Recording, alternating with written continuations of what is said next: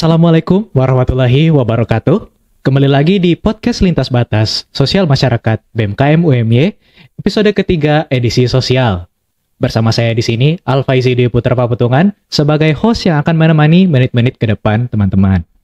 Nah, pada kesempatan kali ini, untuk membahas isu yang ada, saya sudah mendatangkan narasumber-narasumber yang luar biasa. Mungkin langsung saja. Yang pertama sudah ada Kak Siti Mauliani selaku Presiden BMKM UMY Kabinet Genggam Ragam periode 2023-2024. Halo Kak Siti. Halo.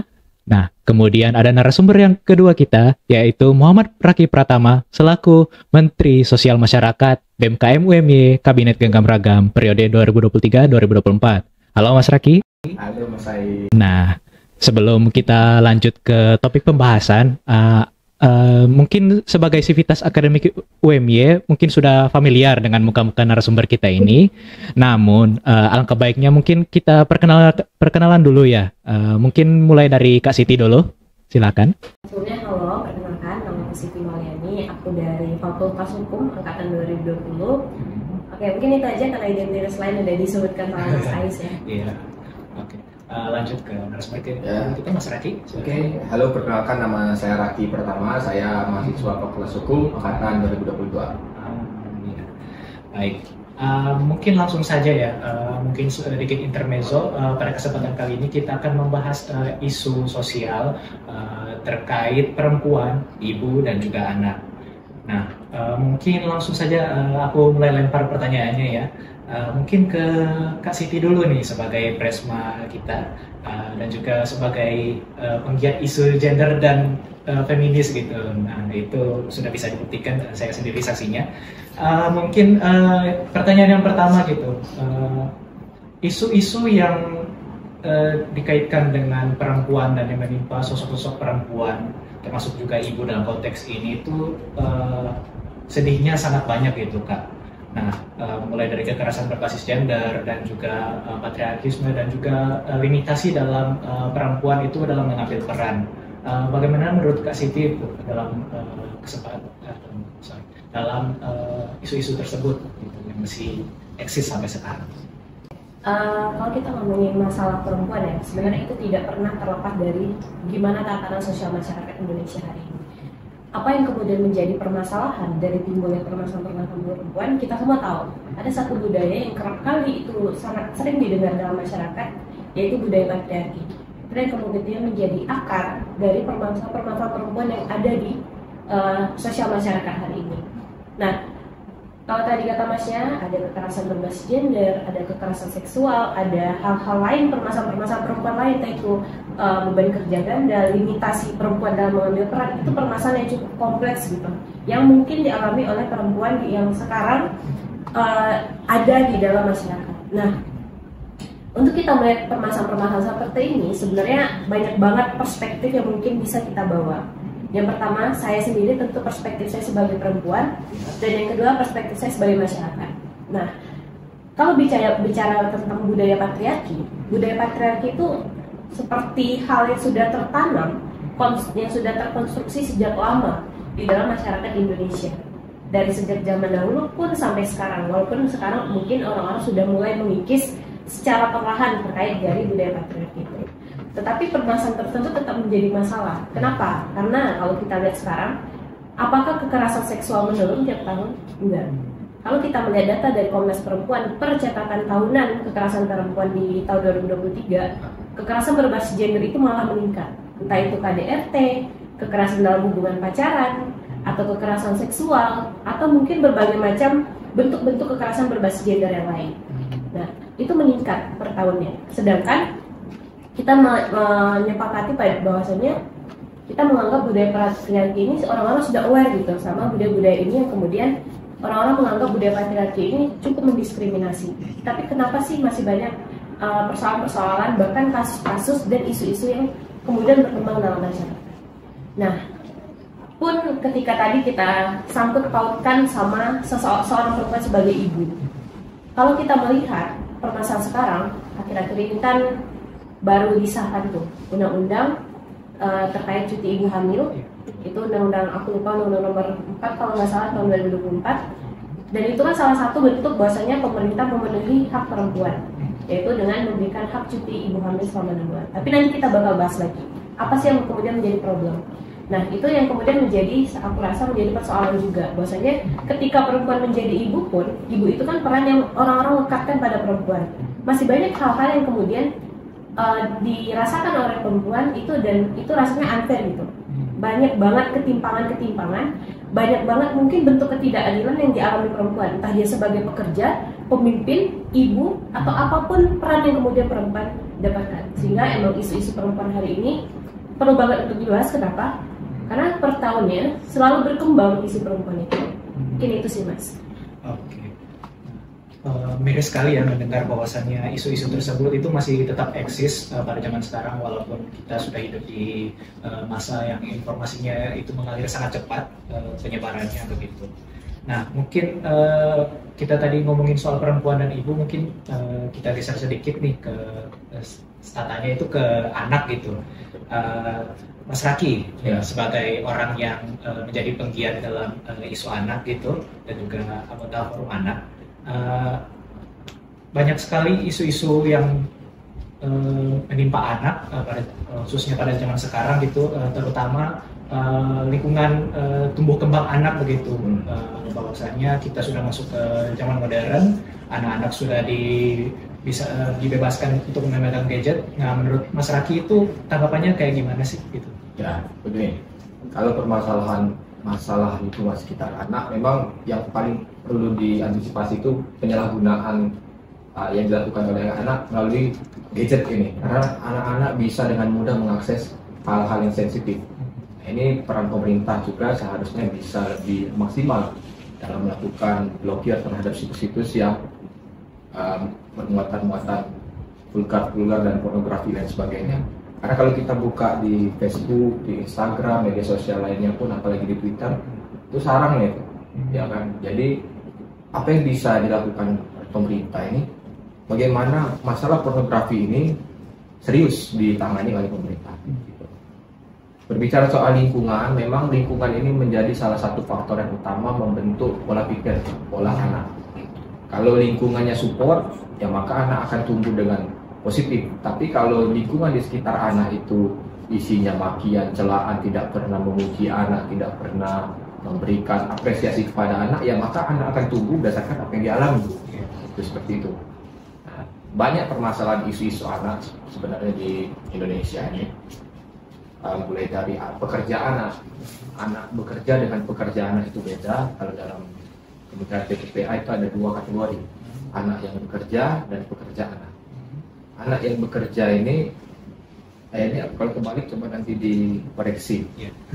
Dan pokoknya ada batasan, ada limit waktu antara mereka yang diperbolehkan bekerja dan ada lingkungan-lingkungan yang diperbolehkan kepada anak-anak itu untuk mereka bekerja.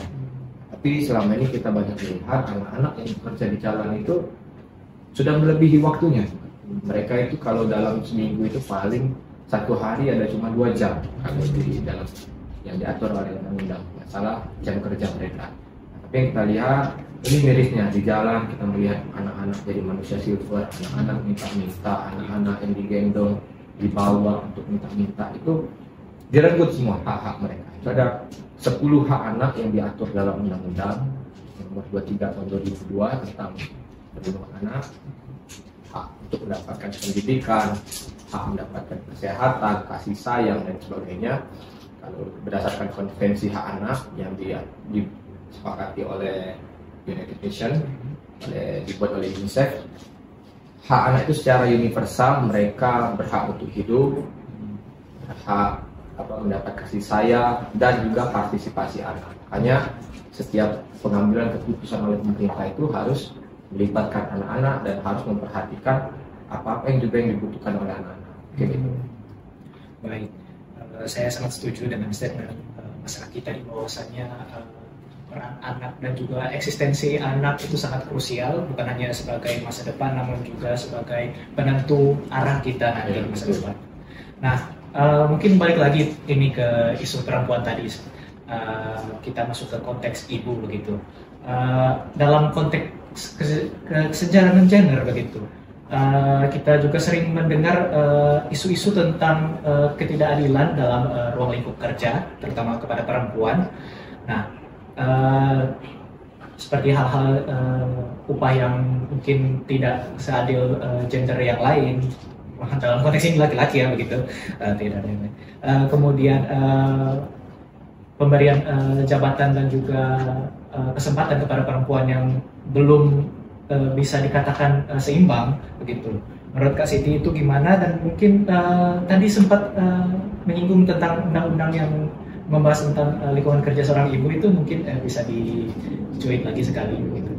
Oke. Terkait permasalahan ketidakadilan gender ya, sebenarnya perempuan itu dia mendapatkan ketidakadilan gender di tempat manapun dan itu bisa dibuktikan. Yang pertama. Tapi sebelum masuk ke pembahasan itu, aku sedikit menanggapi nih dari yang disampaikan Mas Raki. Bahwasanya memang benar pemerintah itu memang harus perlu untuk fokus dan concern nih untuk mengatasi permasalahan pornografi, permasalahan situs-situs yang mungkin berbahaya. Tapi saya rasa pihak yang paling bertanggung jawab atas apa yang mungkin akan dibentuk oleh anak ini adalah keluarga. Yeah. Nah, dan itu pastinya orang tua. Kenapa? Karena saya rasa ketika seorang anak ini mendapatkan pendampingan yang ideal dari orang tua secara khusus, tentu anak akan teredukasi dengan baik. Misal, sekarang itu masih tabu loh orang tua untuk memberikan edukasi seksual terhadap anaknya. Iya. Padahal itu hal yang menurutku cukup penting. Seorang anak, bahkan di usia dia 5 sampai dia dewasa, dia udah harus tahu apa guna atau apa fungsi dari reproduksinya. Sehingga ketika sudah teredukasi atas hal-hal tersebut, saya rasa bisa menjadi satu pembatas ya seorang anak ini ketika dia mendapat akses-akses yang mungkin belum harusnya didapatkan.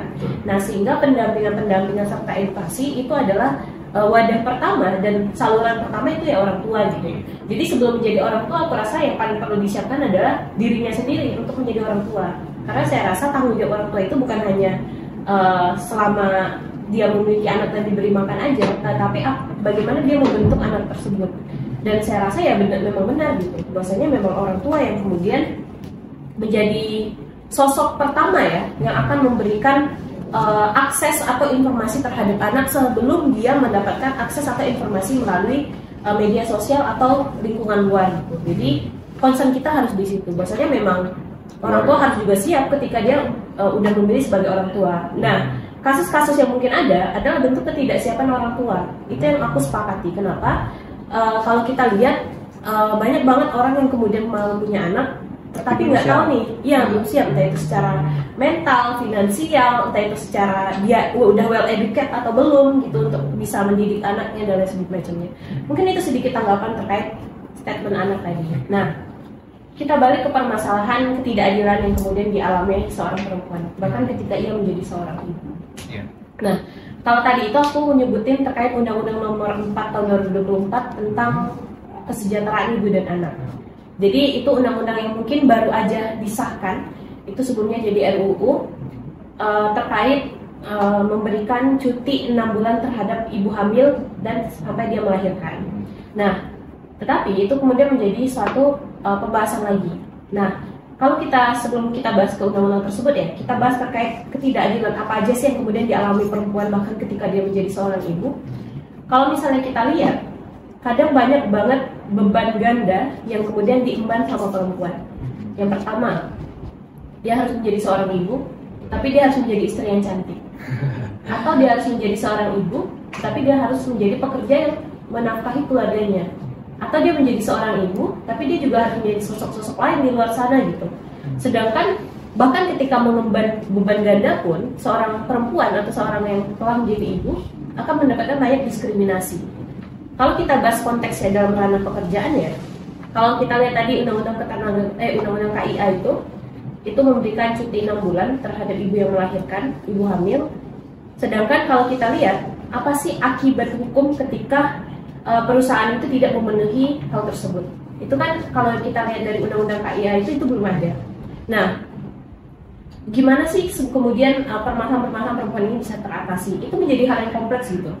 Kenapa saya sepakat perempuan harus mengambil peran dalam pemerintahan? Yaitu tadi, bahwasanya perempuan yang paling sadar dan paling tahu dan paling paham apa kepentingan perempuan yang harus dibawa ke sana. Salah satunya yaitu membuat produk hukum yang berpihak dan berperspektif pada perempuan.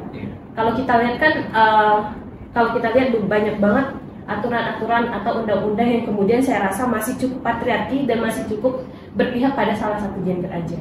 Nah, itu yang kemudian menjadi persoalan. Dan ketidakadilan, kalau misalnya kita baca dari bukunya Mansur Faki, ada beberapa basis ketidakadilan gender. Yang pertama itu ada gender dan kekerasan, gender dan subordinasi, gender dan marginalisasi, gender dan stereotype, dan beberapa permasalahan lagi. Nah, itu coba aku jelasin satu-satu. Yang pertama itu gender dan kekerasan. Perempuan itu kerap kali dan paling rentan untuk menjadi korban dari kekerasan. Kekerasan apapun, kekerasan fisik, kekerasan seksual, dan berbagai macam, bahkan kekerasan verbal gitu. Perempuan itu kerap menjadi dan paling rentan menjadi korban. Dan gender dan subordinasi. Perempuan itu pasti kerap kali ditempatkan di nomor 2 kan. Ditempatkan di ditempatkan di nomor 2 deh, setelah laki-laki. Jadi hak-hak kepentingan perempuan kadang dibawa paling belakang gitu. Itu yang kemudian menjadi basis ketidakadilan gender yang hadir. Salah satunya kenapa undang-undang KIA baru hadir sekarang. Sedangkan kita udah tahu perempuan pasti hamil dan melahirkan. Iya. Kenapa itu baru dihadirkan sekarang? Itulah bentuk basis ketidakadilan yang hadir. Kemudian marginalisasi. Perempuan ini kerap kali terpinggirkan. Bahkan kalau dalam susunan atau tatanan masyarakat, peran-peran yang mungkin bisa diambil perempuan, tapi perempuan dipinggirin dulu nih. Kalau ada laki-laki dulu deh. Contoh apa? Menjadi pemimpin misalnya.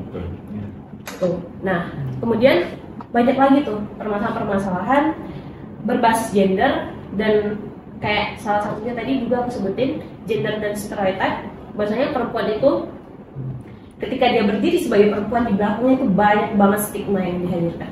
Apa? Perempuan itu pasti lemah lembut, atau perempuan itu pasti irasional, dia nggak bisa berpikir rasional, atau perempuan pasti emosian, atau perempuan pasti tidak bisa berpikir secara logis, atau perempuan itu pasti lemah fisiknya. Itu kan stigma-stigma yang dibawa perempuan ketika dia berdiri sebagai perempuan. Jadi stigma-stigma itu hadir bahkan ketika dia bekerja, ketika dia menjadi pemimpin, bahkan ketika dia menjadi ibu. Itu. Nah, itu yang kemudian saya rasa menjadi bentuk ketidakadilan yang sampai sekarang itu masih hadir dan masih dirasakan oleh hampir semua perempuan di luar sana. Kalau kita lihat di parlemen, ketua DPR-nya udah perempuan. Nah, terus banyak tuh stigma di belakangnya. Ibaratnya gini deh, misal kadang ketika perempuan menjadi pemimpin, ada kata-kata yang mengikuti bahwasanya perempuan ini melanggar kodratnya. Apa sih kodrat perempuan? Ya kan? Kadang itu yang saya rasa kesalahan berpikir masyarakat kuno, masyarakat yang mungkin masih akses informasi di pemikirannya, atau dia untuk mengelola akses informasi itu masih sangat terbatas. Ya, bisa disebut konservatif, tapi aku lebih senang menyebutnya kuno. Karena kerasa banget kunonya. Nah itu. Jadi itu yang kemudian menjadi permasalahan, sehingga orang-orang yang dengan pikiran bahwasanya perempuan akan jauh lebih lemah dari laki-laki, dia akan cenderung menindas perempuan, dia akan cenderung mendiskriminasi perempuan dari hidupnya pun dalam tatanan masyarakat. Sehingga kalau kita balikin lagi ke konteks ibu yang baru mendapatkan hak cuti melahirkan 6 bulan ini, dan kita lihat juga undang-undang KIA ini juga masih banyak cukup kekurangannya dan sangat sulit untuk memenuhi hak perempuan. Misalnya gini deh, perempuan di undang-undang itu perempuan mendapatkan hak cuti melahirkan selama 6 bulan. Itu akan menjadi diskriminasi baru untuk perempuan. Mungkin bakal banyak perusahaan yang nggak mau merekrut perempuan karena dia bakal hamil gitu. Itu kan akibat-akibat yang kemudian ditimbulkan.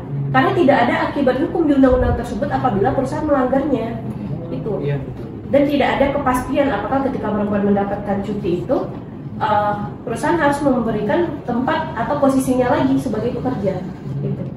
Dan itu yang kemudian menjadi persoalan, sehingga saya rasa permasalahan ketidakadilan perempuan itu tidak akan pernah tuntas ketika orang-orang yang harusnya memiliki perspektif gender yang sudah tertanam di dirinya masih sangat minim gitu.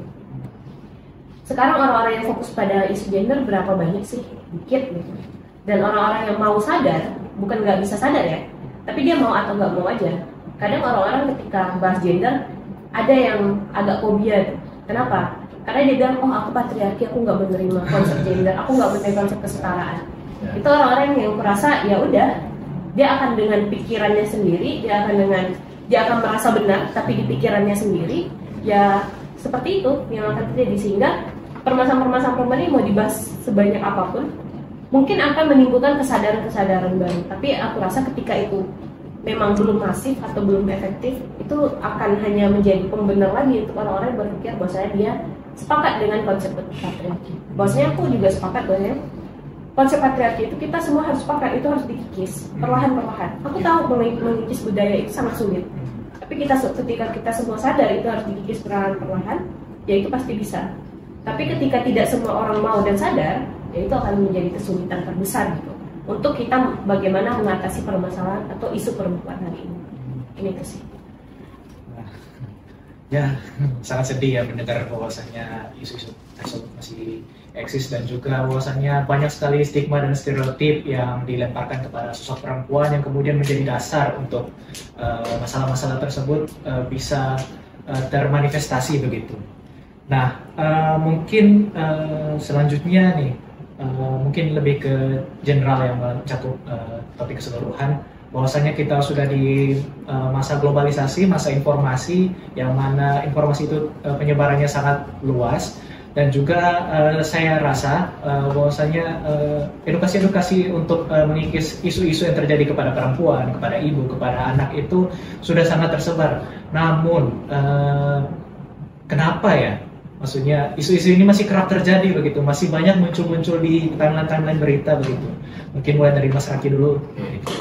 Sebelum menjawab pertanyaan itu, sebenarnya saya sependapat, saya setuju dengan pernyataan Mbak Siti, apalagi di masalah perempuan yang mengisi jabatan. Yeah. Sejauh ini kita melihat sosok perempuan itu hanya mengisi jabatan politik, jabatan yang didapatkan melalui suara masyarakat, melalui dikir masyarakat.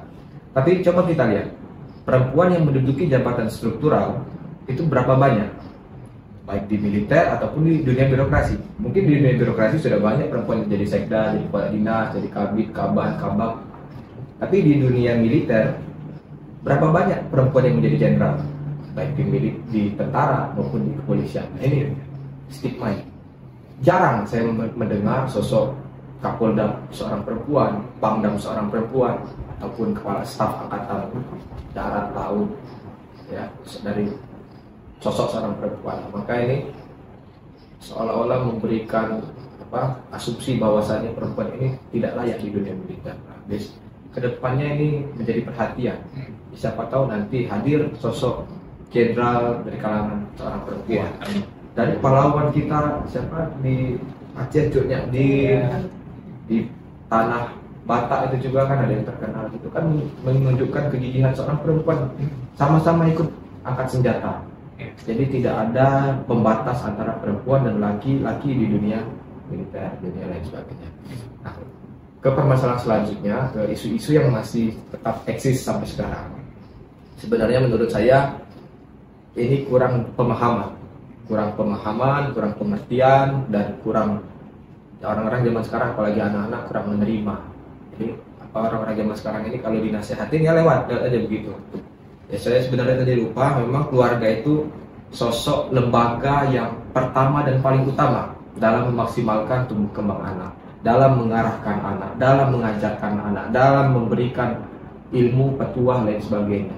Jadi anak-anak ini tergantung dengan orang tuanya. Kalau orang tuanya keras, ya itu biasanya anak-anak suka membangkang pada orang tua kan. Jadi harus ada penuh dengan pengertian. Keras boleh, tapi dengan penuh perhatian. Nah, masalah kekerasan-kekerasan, isu-isu yang masih ada ini kita tidak bisa menyalahkan orang tua semata, tidak bisa menyalahkan keluarga semata. Memang lingkungan di sekitar anak ini juga akan mempengaruhi isu-isu yang ada. Seperti saat ini yang masih tetap ada isu perkawinan usia anak, pernikahan dini ya. Dini itu nama orang. Yang benar perkawinan usia anak. Perkawinan usia anak ini makin tahun makin meningkat. Ada data dari Kemen PPPA, datanya turun. Dari BPS, datanya meningkat. Jadi saya bingung, mana satunya yang mau dipercaya? Per tahun 2020, waktu saya di Forum Anak, itu dapat data dari Badilak Mahkamah Agung, terdapat kurang lebih 60.000 permohonan dispensasi pernikahan usia anak. Itu karena apa? Karena married by accident. Nah ini perlu kita jaga anak-anak kita, lingkungan anak-anak kita, agar jangan sampai terjerumus pada pergaulan-pergaulan bebas. Itu ya, ini membahayakan. Akan ada banyak dampak dari pernikahan usia anak, termasuklah dampak ke ibu, angka kematian ibu, angka kematian bayi, BBLR, berat bayi yang tidak ideal, stunting, terus cervix, lain sebagainya, itu kan banyak permasalahan. Itu dari segi kesehatan, dari segi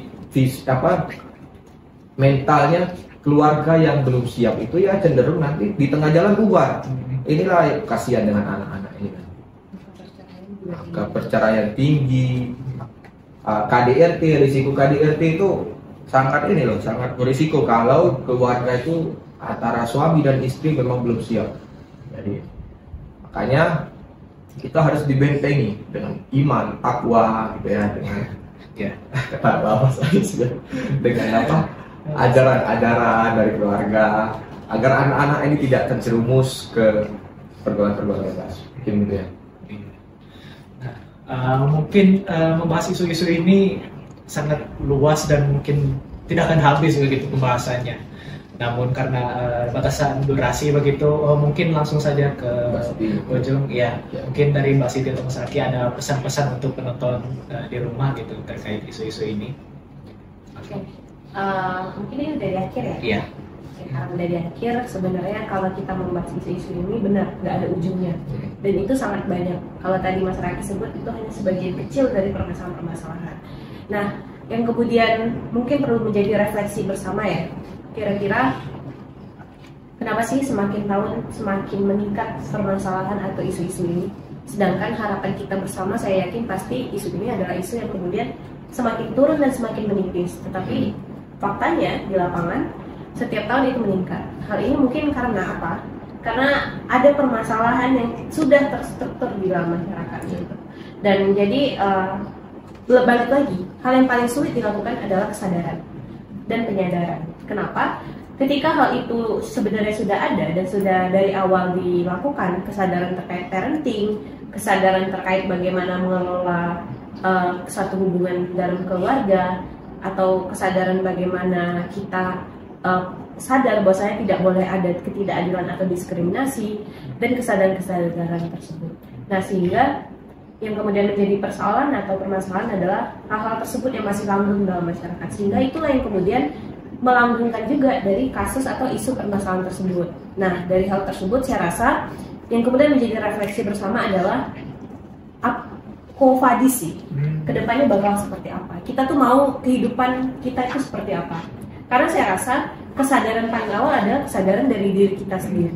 Dan ketika saya sadar bahwa saya untuk menjadi seorang ibu saya harus menyiapkan banyak hal, dan untuk menjadi orang tua harus menyiapkan banyak hal, dan menjadi perempuan juga saya harus menyiapkan banyak hal gitu. Sehingga dari kesadaran-kesadaran tersebut saya yakin yang paling baik adalah dengan seenggaknya memberikan edukasi yang paling tepat dan cukup untuk diri kita sendiri, dan akan menyebarluaskannya, karena itulah yang paling penting dan refleksi untuk kita bersama. Saya harap tidak ada lagi diskriminasi, tidak ada lagi bentuk kekerasan, tidak ada lagi permasalahan-permasalahan sosial seperti yang kita sebutkan. Saya harap itu mulai mengikis, dan saya harap juga budaya patriarki adalah hal yang paling perlu kita sadari, itu untuk harus kita kikis dan kurangi, atau bahkan kita hapus bersama. Mungkin itu dari saya, sedikit dari saya. Salam cinta, salam perjuangan, karena dengan cinta kita sama-sama berjuang. Hidup perempuan, karena bukan perempuan yang melawan aja yang berhak hidup, semua perempuan berhak hidup. Mungkin itu dari saya. Ya. Terima kasih. Baik, terima kasih atas pesan-pesannya Kak Siti. Terima kasih banyak atas perhatiannya untuk para penonton. Untuk teman-teman yang ingin memulai diskusi bisa langsung mulai di kolom komentar. Terima kasih sekali lagi atas perhatiannya. Terima kasih Kak Siti dan juga Mas Raki sudah menyumbangkan informasi dan ilmu yang sangat berharga. Saya Al-Faizi sebagai host pamit undur diri. Sampai jumpa di kesempatan selanjutnya. Wassalamualaikum warahmatullahi wabarakatuh. Waalaikumsalam.